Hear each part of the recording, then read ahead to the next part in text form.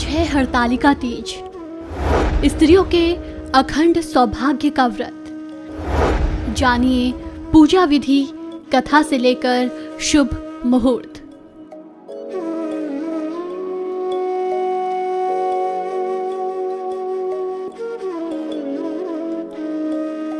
हरतालिका तीज को सुहाग का व्रत माना गया है। हरतालिका तीज पर आज पति की लंबी उम्र के लिए सुहागन महिलाएं निर्जला उपवास रखती हैं। इस व्रत को हर साल भाद्रपद शुक्ल पक्ष तृतीया को मनाया जाता है। इस दिन सुहागन महिलाएं पति की लंबी उम्र के लिए निराहार और निर्जला उपवास रखती हैं। हरतालिका तीज व्रत को कठिन व्रतों में से एक माना गया है। ये दिन भगवान शिव और माता पार्वती को समर्पित है। हरतालिका तीज व्रत रखने वाले को कथा जरूर सुननी या पढ़नी चाहिए। कहा जाता है कि भाद्रपद माह में शुक्ल पक्ष की तृतीया तिथि को हस्त नक्षत्र में पार्वती जी ने भगवान शिव को पति रूप में पाने के लिए कठिन तपस्या की थी।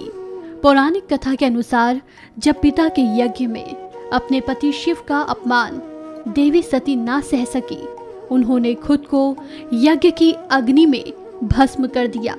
अगले जन्म में उन्होंने हिम नरेश के यहाँ जन्म लिया और पूर्व जन्म की स्मृति शेष रहने के कारण इस जन्म में भी उन्होंने भगवान शंकर को ही पति के रूप में प्राप्त करने के लिए हिमालय पर्वत पर अन्न त्याग कर घोर तपस्या की।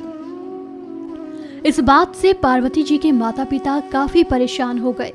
तभी एक दिन नारद जी राजा हिमवान के पास पार्वती जी के लिए भगवान विष्णु की तरफ से विवाह का प्रस्ताव लेकर पहुंचे, पर माता पार्वती ने शादी का ये प्रस्ताव ठुकरा दिया। देवी पार्वती ने तो मन ही मन भगवान शिव को अपना पति मान लिया था।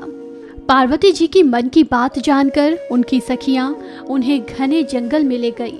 इस तरह सखियों द्वारा उनका हरण कर लेने की वजह से इस व्रत का नाम हरतालिका व्रत पड़ा।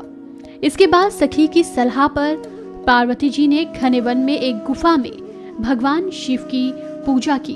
कहा जाता है कि भाद्रपद माह में शुक्ल पक्ष की तृतीया तिथि को हस्त नक्षत्र में पार्वती जी तब तक शिवजी जी की तपस्या करती रहीं जब तक उन्हें भगवान शिव पति के रूप में प्राप्त नहीं हुए।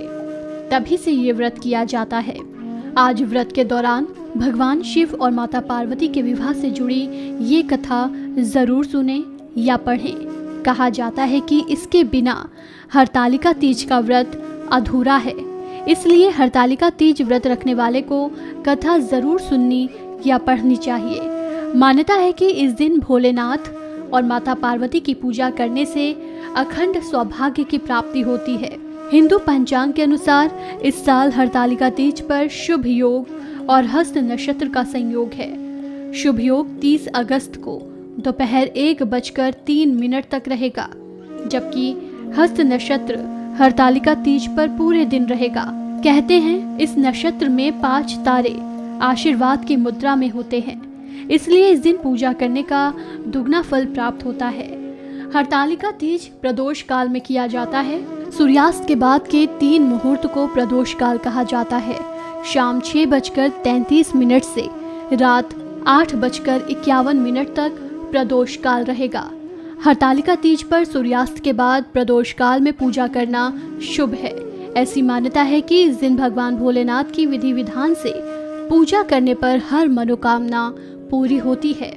वहीं हरतालिका तीज पर रात में जगकर माता पार्वती भगवान भोलेनाथ की पूजा करना मंगलकारी होगा। इस खबर में फिलहाल इतना ही।